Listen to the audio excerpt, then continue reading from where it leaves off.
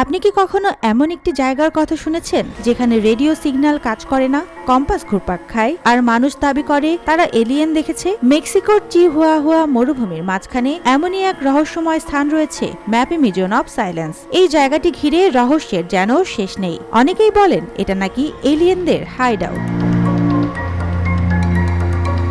1970 সালে মার্কিন বিমান বাহিনী একটি পরীক্ষামূলক রকেট উৎক্ষেপণ করে, যা লক্ষ্যচ্যুত হয়ে মেক্সিকোর ওই অঞ্চলে আছড়ে পড়ে। সেই দুর্ঘটনার তদন্তের আগেই ছড়িয়ে পড়ে গুজব এই জায়গার চৌম্বকীয় শক্তিই নাকি দিগ্ভ্রান্ত করে দেয় যে কোনো যন্ত্র।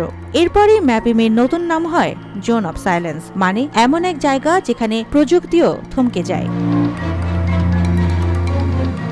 স্থানীয়দের অনেকেই দাবি করেন তারা আকাশে অদ্ভুত আলো দেখেছেন, এমনকি এলিয়নের সঙ্গেও সাক্ষাৎ হয়েছে। কেউ কেউ বলেন এখানে অদ্ভুত গাছপালা ও প্রাণী দেখা যায়, যা অন্য কোথাও দেখা যায় না। এইসব দাবির কারণে পর্যটকদের আগ্রহ বেড়েছে এবং তারা এই রহস্যময় স্থানটি দেখতে ভিড় জমাচ্ছেন।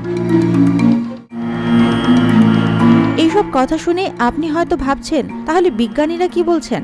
বাস্তবতা হলো, এলাকাটিতে গবেষণার জন্য গড়ে তোলা হয় ম্যাপিমি বায়োস্ফিয়ার রিজার্ভ নামে একটি বিজ্ঞান ভিত্তিক কেন্দ্র।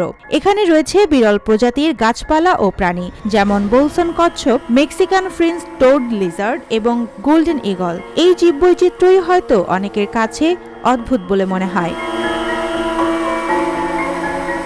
এই এলাকার জীববৈচিত্র্য অত্যন্ত সমৃদ্ধ, যেখানে রয়েছে 200 প্রজাতির পাখি, 400-র বেশি প্রজাতির উদ্ভিদ এবং 36 প্রজাতির সরীসৃপ। অনেক গবেষক মনে করেন রকেট দুর্ঘটনার পর এলাকাবাসী নিজেরাই এই এলিয়েন কিংবদন্তি গড়ে তুলেছেন, মূলত পর্যটক টানার জন্য।